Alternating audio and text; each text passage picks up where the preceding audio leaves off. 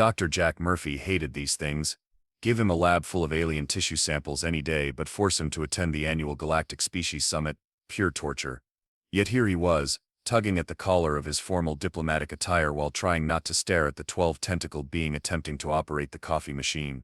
You know, Dr. Murphy, some species consider it rude to watch them struggle with primitive technology, came a warbling voice from behind him. Jack turned to face Zorp, the impossibly cheerful representative from the Centauri Alliance. The aliens' bioluminescent spots were pulsing in what Jack had learned was their equivalent of barely contained excitement. "Good morning, Zorp, and please, for the 100th time, it's just Jack." He gestured toward the coffee machine. "Should we help them before they accidentally create a new form of cold fusion?" "Oh no, watching Delegate Squish discover your human beverages is the highlight of my solar rotation." Zorp's spots flickered in amusement. "Besides, Professor Claxon is about to begin the keynote address, and you know how they get when someone's late." Jack grimaced. Professor Claxon, the galaxy's foremost expert on evolutionary biology, had all the charm of a funeral director and the personality of a particularly bitter cactus. Their presentations were infamous for being longer than some species' life cycles. The main conference hall was already packed with representatives from across the galaxy. Jack spotted everything from crystalline beings that communicated through light patterns to what appeared to be a sentient cloud of gas wearing a name tag that read Bob. He found his assigned seat, conveniently located between a silicon-based life form that kept shedding and something that looked suspiciously like a very angry fern. Professor Claxon floated onto the stage, their gelatinous form settling behind the podium with all the gravitas of someone about to announce the end of the universe. "Distinguished colleagues," they began, their voice modulator set to what Jack privately thought of as pretentious echo mode. "We gather here today to discuss the latest developments in cross-species evolutionary patterns." Jack settled in for what promised to be another mind-numbing session of comparative biology. He'd just started his mental list of ways to appear attentive while actually planning his grocery list when Professor Claxon said something that made him choke on his coffee. "And of course we must address the evolutionary anomaly that has puzzled our scientific community for decades, the curious case of humans and their complete lack of natural predators." The entire hall went silent. 300 pairs of eyes, optical sensors and various other sensory organs turned to stare at Jack. He could feel the coffee dripping down his chin. "I'm sorry," he managed to sputter. "But what do you mean, lack of natural predators?" Professor Claxon's body rippled in what might have been confusion. "Well, according to our studies, every sentient species evolved in response to predatory pressure. The Arcturians developed their armored shells, the Proxima Centaurians their camouflage abilities, even my own species' toxic secretions. But humans show no such evolutionary adaptations." That's because Jack started but was cut off by an enthusiastic tentacle wave from the back of the hall. "Perhaps they were simply too toxic for anything to eat them," suggested Delegate Squish, who had apparently given up on the coffee machine and joined the discussion. No, chittered an insectoid being to Jack's left. "Clearly they must have developed some form of psychic deterrent that we haven't detected yet." The room erupted into theories, each more ridiculous than the last. Jack sat there, mouth agape, as the greatest scientific minds in the galaxy debated whether humans had evolved from some form of inedible rock or if they were actually interdimensional beings who had simply forgotten their true origins. Finally, he couldn't take it anymore. He stood up, accidentally knocking over his coffee cup and causing the angry fern to recoil in horror. "Excuse me," he said, his voice carrying across the now quiet hall. "I think there's been a misunderstanding. We didn't evolve without natural predators. We evolved because of them. In fact," he paused, suddenly realizing the gravity of what he was about to explain. "Well, let's just say you might want to cancel the next session. This is going to take a while." Zorp's bioluminescent spots began pulsing at a frequency that suggested either extreme excitement or imminent explosion. "Oh, this is going to be good," they warbled. "Someone get the human another coffee. And maybe some visual aids. I have a feeling we're about to learn why they're the only species that named their planet's translation as dirt." The conference hall's holoprojector sprang to life as Jack pulled up Earth's evolutionary timeline. He'd originally prepared this presentation for introducing new xenobiology students to Earth's history, but it would have to do. "Right," he began. "Let's start with the basics. This is Earth. Roughly 4 billion years ago. At this point, the most dangerous thing you could encounter was probably bacteria. But give it a few 100 million years." The hologram shifted to show a prehistoric ocean scene. Several alien delegates leaned forward, presumably expecting something cute and peaceful. What they got instead was a Dunkleosteus. This lovely fellow had a bite force strong enough to punch through battleship armor, Jack explained cheerfully. A high-pitched whistle of distress came from somewhere in the back of the room. But don't worry, they went extinct. Which made room for these guys. The image changed to show a megalodon next to a scale model of a typical alien passenger ship. There was a collective gasp as the delegates realized the shark was larger. Now at this point some of you might be wondering why we didn't just stay on land. Jack continued, clicking to the next slide. Well, funny story about that. This is Arthropleura. Think of it like a centipede, except it's the size of a car. And this is Meganeura, a dragonfly with a wingspan wider than I am tall. And let's not forget, excuse me, interrupted a crystalline being, whose name tag identified them as Dr. Shimmer. But are you suggesting your species evolved while sharing its environment with these creatures? Oh no, Jack replied with a grin that made several delegates nervous. These were the nice ones. These are what we evolved alongside. The hologram shifted again, displaying a parade of prehistoric horrors that had several delegates either covering their sensory organs or quietly trying to edge toward the exits.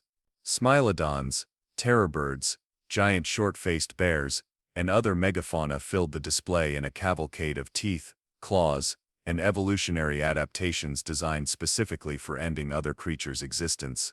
Professor Claxon's gelatinous form had gone completely still, which Jack recognized as their species equivalent of shocked disbelief. But how did you survive? We walked. You walked.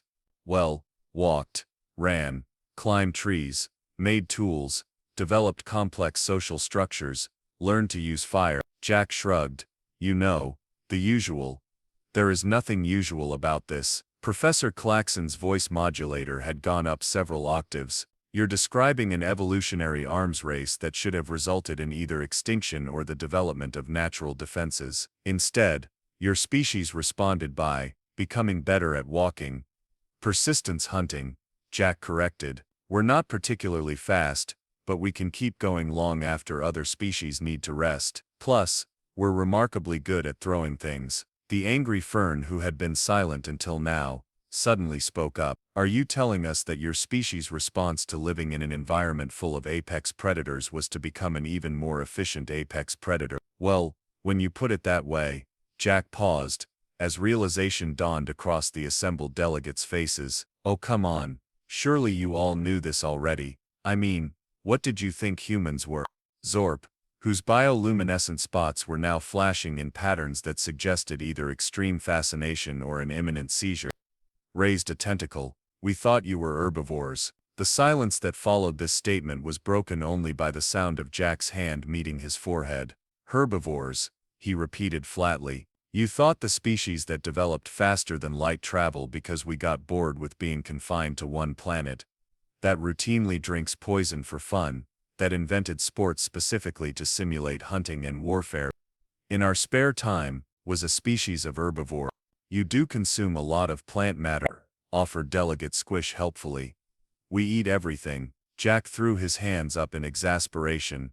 We're omnivores. We evolved to be able to digest almost anything edible and some things that technically aren't. There are humans who eat rocks for the minerals. This statement caused another wave of distress among the delegates. Professor Claxon's form was now rippling in a way that suggested they were either having an existential crisis or experiencing indigestion. But that would make you an invasive species, Jack finished, suddenly realizing why the conference room felt a lot emptier than it had a few minutes ago. We're an invasive species that evolved on a death world, aren't we? The remaining delegates stared at him in horror. Zorp's spots had stopped flashing entirely, which was never a good sign. Well, Jack said brightly, reaching for his coffee cup, who wants to hear about the time we domesticated wolves because we thought they looked friendly?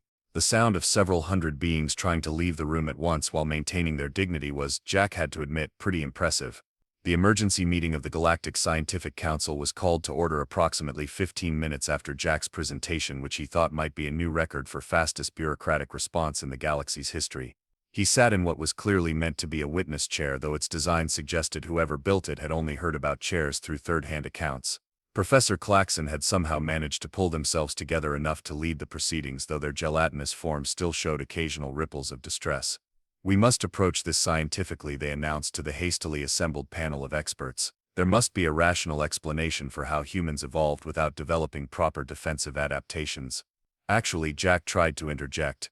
"As I was saying earlier about persistence hunting," perhaps interrupted a spider-like being with an impressive array of academic medals clinking against their exoskeleton. "They developed psychological defenses instead of physical ones. It would explain their remarkable ability to ignore danger." "We don't ignore danger," Jack protested. "We're actually quite good at recognizing it.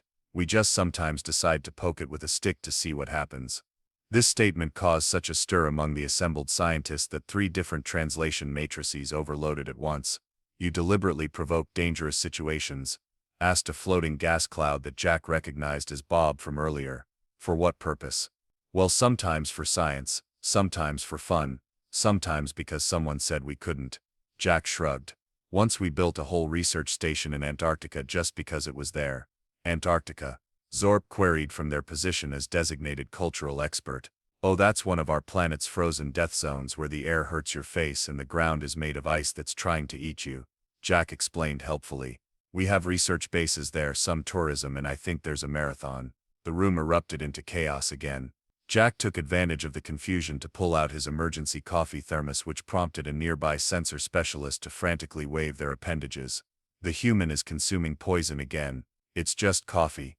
Jack sighed, but paused mid-sip as he noticed every scientific instrument in the room was now pointed at him. "What are you doing?" "Measuring your toxicity levels," Professor Claxon explained.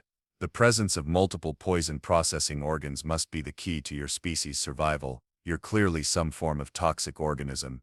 "We're not toxic, we're just very good at processing different types of." Jack stopped as several displays started beeping alarmingly. "What now?" "Your caffeine levels are approaching what would be lethal for most species," said the sensor specialist faintly. "And you're showing no signs of distress." "Of course not. This is only my 3rd cup today." Jack took another deliberate sip, causing several more alarms to go off. "Look, can we get back to the actual evolutionary discussion about how humans developed endurance hunting and tool use?" "Tool use?" exclaimed a previously quiet fungoid being. "That's it. They're not naturally evolved at all. They must be an artificial species created by some ancient civilization." Jack put his head in his hands as the debate spiraled into new realms of ridiculous. Theories now included humans being extra-dimensional immigrants, a failed bioweapon experiment, or possibly a practical joke by an advanced precursor race. "We need to establish containment protocols," announced a stern-looking being whose ceremonial sash identified them as the head of the Emergency Response Committee. "Until we can determine how this species achieved space travel without properly documented evolutionary processes, they must be considered an existential threat." "Oh, come on." Jack stood up, accidentally demonstrating human strength by lifting the heavy alien chair with him as he rose. He set it down carefully, trying not to worsen the situation. "We achieved space travel the same way we did everything else. We kept trying until it worked." "And how many of your species died in these attempts?" asked Professor Claxon, their voice modulator conveying what might have been horror or fascination. "Well, some," Jack admitted. "But that's just how humans learn. We see something challenging, we keep trying different approaches until we succeed or figure out it's impossible, and then we usually keep trying anyway just to make sure." The room had gone very quiet. Even the automatic translators seemed to be processing this statement with unusual care. "You continue attempting impossible tasks?" asked Bob, their gaseous form condensing slightly in what might have been confusion. "Well, yeah. How else would we figure out if they're really impossible or just really difficult?" Jack reached for his coffee again, then noticed the sensor specialist was about to faint. "Oh, fine, no more coffee. But can we please focus on the actual science here? I've got charts about tool use development, social cooperation strategies, and the evolutionary advantages of being able to eat practically anything. You want us to discuss how your species deliberately evolved to be able to consume unknown substances?" Professor Claxon's voice had taken on a slightly hysterical edge. "No, I want to discuss how we evolved to be adaptable. We're not special because we lack natural predators. We're special because we learned to adapt to and survive whatever our environment threw at us." Jack was properly frustrated now. "We're not toxic, we're not artificial, and we're definitely not a cosmic joke. We're just really, really stubborn. The Emergency Response Committee huddled together presumably to discuss this new and troubling information. Jack could hear fragments of their whispered conversation. Cannot be natural evolution. The implications for galactic security. Did you see how much poison they can consume? Finally, the committee had turned back to address the room. We have decided to form an emergency committee on human containment, effective immediately. Jack slumped back in his chair, which creaked ominously. You're still not listening to the actual science, are you? The committee will need detailed information about human capabilities, continued the head, as if Jack hadn't spoken. Professor Claxon, you will lead the research team. And Dr. Murphy, just Jack is fine, he muttered. You will assist in documenting all of humanity's evolutionary advantages and disadvantages. Jack straightened up. Well, actually, that might be a bit complicated. You see, one of our main advantages is that we're really good at turning apparent disadvantages into advantages. Like we're not very good at regulating our body temperature naturally, so we invented climate control. We can't fly, so we built aircraft. We can't breathe underwater, so we made submarines. Actually, come to think of it, a lot of our technological development came from us looking at things we couldn't do and deciding to do them anyway. He trailed off as he realized the committee members were all backing away slowly. Perhaps, suggested Zorp, whose spots were now pulsing in what Jack recognized as their trying to prevent a diplomatic incidents pattern, we should take a brief recess to process this new information. Good idea, agreed Jack, standing up again carefully this time. I could use another coffee anyway. The room emptied so quickly it almost created a vacuum. The Emergency Committee on Human Containment had been in session for 6 hours, which Jack knew because he'd watched 3 different species need to take their equivalent of a lunch break. He'd spent most of that time trying to explain basic human capabilities without causing further panic, with mixed results. So to summarize, Professor Claxon's voice modulator was struggling to maintain its professional tone. Humans can survive for 3 minutes without breathing, 3 days without water and 3 weeks without food, more or less, Jack confirmed, though some humans have gone longer. There's this thing called fasting, please, interrupted the committee head. No more examples of voluntary human endurance. The psychological evaluation team is still processing the concept of Jack glanced over at the psychological evaluation team, a group of tentacled beings who had been frantically taking notes since his earlier explanation of ultramarathons. One of them appeared to be stress shedding. Look, he tried again. I really think you're all overreacting. Yes, humans are persistent and adaptable, but that's because we had to be. We're not some unstoppable force of nature. You literally described your species as too stubborn to die less than an hour ago, pointed out Bob, who had been assigned as the official recorder of the proceedings. That was hyperbole. Well, mostly hyperbole. Sometimes we are actually too stubborn to die, but that's more of a side effect than a Jack cut himself off as he noticed several committee members reaching for their emergency calm-inducing pheromone dispensers. You know what? Never mind. Can we focus on the classification protocols? The committee had activated a holoscreen displaying the current draft of humanity's revised species classification. Jack had to admit, it was impressive how quickly they'd created an entirely new category just for humans. Classification Apex Invasive Species, he read aloud. Threat level extreme, primary characteristics, toxic resistance, environmental adaptation, psychological abnormalities. Oh, come on, we're not psychologically abnormal. You invented recreational mathematics, said one of the psychological evaluators, their tentacles curling in distress, and competitive eating, added another, and parkour, concluded a third, who had earlier required sedation after watching videos of urban freestyle running. Those are just hobbies, Jack protested. Every species has hobbies. Normal species do not deliberately jump between high structures for entertainment. The committee head's ceremonial sash was beginning to fray from stress. That's not even the weird stuff, Jack muttered, then immediately regretted it as every recording device in the room focused on him. No, wait, forget I said that. Let's go back to discussing our environmental adaptations. There's more. Professor Claxon's form had gone so still they were nearly transparent. No, absolutely not. Let's talk about something else. Like our classification status. I really think apex invasive species is a bit strong. Maybe something like adaptable social omnivores or innovative tool users. The human is attempting to downplay their species' capabilities, observed one of the security analysts. This suggests they possess strategic intelligence in addition to their other advantages. Of course we have strategic intelligence. How do you think we? Jack stopped himself again. You know what? This isn't helping. Let me try a different approach. He stood up and walked to the center of the room, careful not to make any sudden moves. I propose a practical demonstration. Let me show you how humans actually solve problems. No extreme endurance, no toxin resistance, no psychological abnormalities, just straightforward human problem solving. The committee members exchanged uncertain looks. Finally the head spoke. What kind of demonstration? Something simple. You pick a task, any task, and I'll show you how a human approaches it. Complete transparency. After several minutes of heated discussion in at least 6 different languages, the committee agreed. They presented Jack with what they considered an impossible puzzle, a sealed container designed to be opened only by species with telepathic abilities. Jack examined the container for approximately 30 seconds before asking, "Hey Zorp, hold my coffee." The entire room tensed. Those words they had learned never preceded anything good.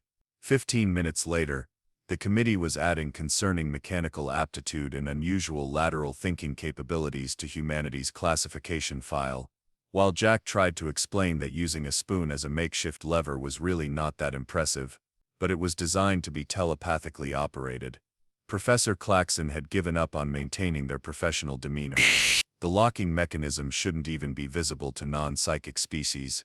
Yeah, but you can see where the seams are, Jack pointed out. And anything with seams can be opened if you're persistent enough. Though I probably shouldn't mention the time humans cracked quantum encryption by. No, shouted several committee members at once. Right. Sorry, backing away from that topic. Jack reclaimed his coffee from Zorp, whose spots were now pulsing in what might have been either amusement or existential dread. So about that classification status, the committee will need time to process this new information, announced the head, their sash now completely unraveled. We will reconvene after a brief recess to discuss humanity's final classification and containment protocols. As the committee members filed out, Jack heard one of them mutter, "Perhaps we should have left them in their original quarantine zone." He turned to Zorp, who had remained behind. Quarantine zone. Zorp's spots flickered in what was definitely embarrassment now. Ah yes, about that. You see, there's something we probably should have mentioned earlier about why your solar system was originally marked as off-limits. Jack had a feeling part 5 of this disaster was about to begin.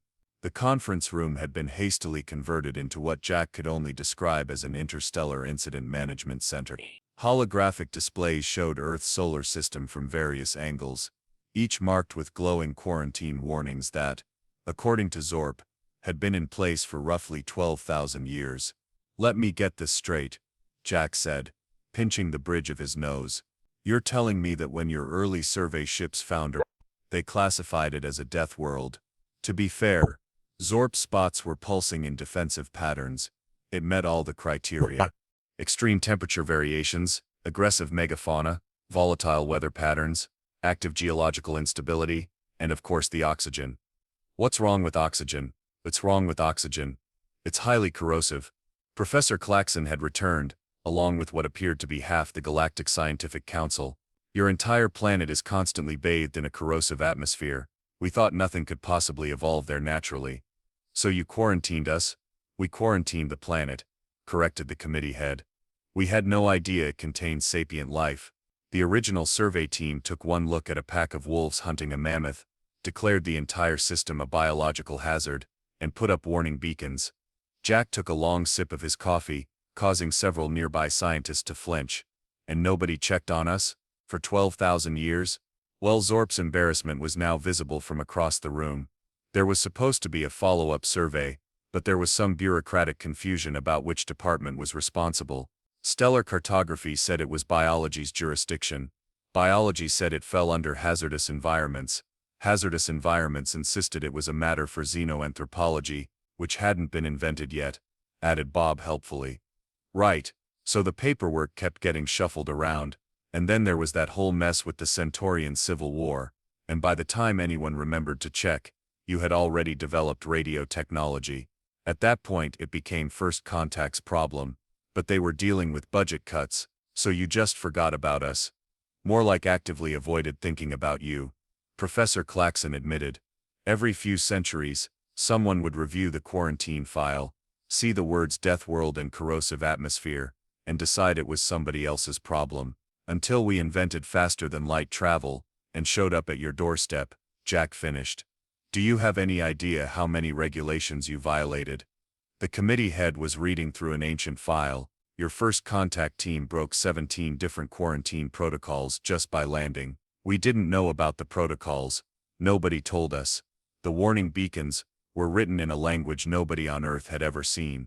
We thought they were navigation markers. A new display activated, showing humanity's rapid expansion across the galaxy over the past few decades. Jack had to admit, when viewed all at once like this, it did look a bit aggressive. Oh no, he said as realization dawned. We're not just an invasive species, are we? We're an invasive species that broke out of containment. The room went very quiet, and Jack did some quick mental calculations. We've been establishing colonies on what you considered death worlds, haven't we? Because to us they just looked like nice real estate with some minor environmental challenges. Minor environmental challenges? Professor Claxon's voice modulator cracked. The atmosphere on Kepler 186f is mostly chlorine. Yeah, but the protective domes work fine, and the view is gorgeous. Jack paused. This is another one of those things that's going to freak you out, isn't it?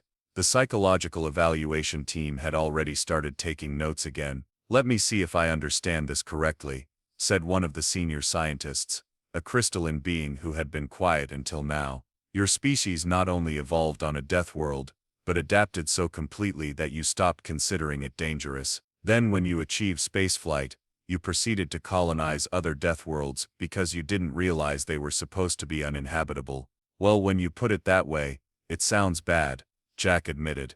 But look on the bright side, now you know why we didn't have any natural predators. Turns out, we were the scariest thing on our planet. This statement did not have the reassuring effect he'd hoped for. The quarantine protocols, muttered the committee head. All those careful containment procedures, the warning beacons, the interdiction zones, and humans just walked right through them because they didn't realize they were supposed to be impossible to survive. In our defense, Jack tried. Most of your warning signs involve things like corrosive atmosphere or extreme gravity or toxic environment. That's basically just Tuesday on Earth. Professor Claxon's form had started to vibrate slightly. You mean to tell me that every safety protocol we established, every hazard warning we posted, every danger sign we created, was calibrated for normal species? I mean, define normal, Jack said, but the professor was on a roll. The entire galactic safety classification system is based on the assumption that no sapient species would evolve and let alone voluntarily enter environments that are actively trying to kill them. Now you're getting it, Jack grinned. We don't just survive hostile environments, we set up gift shops in them. I think there's a tourist center in Death Valley now. Great coffee shop, actually. The committee members were all staring at the display of human expansion with new understanding. Every red warning marker, every hazard zone, every declared uninhabitable sector had human colonies cheerfully thriving in them. We're going to have to rewrite the entire xenobiological classification system, someone said faintly. And the safety protocols. And the colonization guidelines. And possibly the laws of evolution, added Professor Claxon, who appeared to be having some sort of scientific epiphany. Jack looked around the room at the assembled greatest minds in the galaxy, all of them struggling to reconcile their understanding of life with the reality of human existence. He thought about explaining how humans had essentially speedrun evolution by refusing to stay in any one environmental niche, but decided they'd probably had enough revelations for one day. So, he said instead, about that containment protocol. The committee head looked at the quarantine displays, then at the human expansion map, then at Jack's coffee cup. I think, they said carefully, we may need to consider a different approach. The Galactic Council's emergency session was in its third day, which Jack thought was pretty good considering it had taken them 12,000 years to check on Earth in the first place. He sat in the observer's gallery with Zorp, watching various species argue about how to handle the human situation. I still don't understand why they're so worried, he said, sipping from his 14th coffee of the day. We haven't actually hurt anyone. Jack, Zorp's spots were pulsing, and what he'd learned was they're trying to explain something obvious pattern. Your species just established a skiing resort on an ice planet that we used as a maximum security prison because we thought nothing could survive there. The slopes are amazing though. That's not the point. But Zorp's spots flickered with what might have been amusement. The galaxy is trying to process the fact that every safety protocol, every warning system, every danger classification we've developed over millions of years is, well, completely useless for humans. I was going to say in need of revision, but yes. Below them, Professor Claxon was presenting their findings to the council. Their gelatinous form had finally stabilized, though they occasionally rippled when discussing particularly disturbing aspects of human behavior. And so we must conclude that humans are not, as previously theorized, an artificial species, a cosmic accident, or an interdimensional anomaly. They are, in fact, the natural result of evolution on a planet that we would consider universally hostile to life. Hey, Jack protested. Earth isn't hostile to life. It's got lots of life. All kinds of life. Some of it even glows in the dark. Please, the council head raised several appendages in a calming gesture. Let's not start listing Earth's biological hazards again. The biology committee is still processing the concept of platypuses. Professor Claxon continued. Our research suggests that humans' apparent lack of natural predators is not, as we first assumed, an evolutionary anomaly. Rather, they evolved in an environment where everything was a potential predator, leading to the development of what we're calling universal adaptation syndrome. You mean being stubborn? Jack whispered to Zorp. The official term is more diplomatic. Zorp whispered back. The question before this council, the head announced, is how to proceed. Our existing containment protocols are clearly ineffective, as humans simply ignore them. Our warning systems are meaningless to a species that evolved to treat deadly hazards as mild inconveniences. And our colonization guidelines. They paused, glancing at a report. Well, apparently humans have established an underwater research station on a planet we classified as completely submerged and highly acidic. The surfing is fantastic, Jack commented, earning several alarmed looks. Therefore, the head continued, I propose a new approach. Instead of trying to contain humanity, we should redirect them. The council chamber erupted in confused discussion. Jack leaned forward, interested despite himself. Explanation? Asked one of the senior council members. We've been looking at this backward, the head explained. We've been trying to protect humans from environments we consider dangerous, when we should have been using their unique adaptability to our advantage. There are countless worlds we've written off as uninhabitable that humans not only survive on but actually enjoy visiting. You want to use us as planetary colonization consultants? Jack asked, finally catching on. We want to establish a new division, the head corrected. The Department of Extreme Environment Adaptation and Development, DED for short. That's a bit on the nose, isn't it? Jack muttered to Zorp. Humans will serve as advisors on colonizing and developing worlds that other species consider too hazardous to approach. In return, they agree to submit their colonization plans for review before settling new worlds, just to ensure they're not accidentally disrupting any existing ecosystems or scientific research stations. What about the existing colonies? Someone asked. Retroactively approved, the head sighed. It's not like we can stop them anyway. Have you seen what they did to that volcanic moon they found last month? They're growing coffee there now. Jack tried to look innocent as several council members glared in his direction. All in favor? The vote was nearly unanimous, with only a few abstentions from species that were still trying to process the concept of voluntary mountain climbing. Well, Jack said as they left the chamber, that went better than expected. Want to grab a coffee? I know this great place on Mercury, I think, Zorp replied carefully. I'll stick to my non-corrosive beverages. But I have to ask, why did your species really achieve faster than light travel? Was it actually because you were bored? Jack grinned. Nah, that was just what we told everyone. The truth is, someone said it was impossible. And well, you know how humans are with impossible things. Actually, Zorp's spots pulsed thoughtfully. I'm beginning to understand exactly how humans are with impossible things, and that's what terrifies us. Come on, Jack said, heading toward the transport bay. Let me show you this great little bed and breakfast we set up in the upper atmosphere of Venus. The view of the acid storms is spectacular. Behind them, the council was already drafting new warning signs. This time, instead of danger extreme hazard, they would read caution mulled to moderate human recreational area. It wasn't perfect, but it was a start.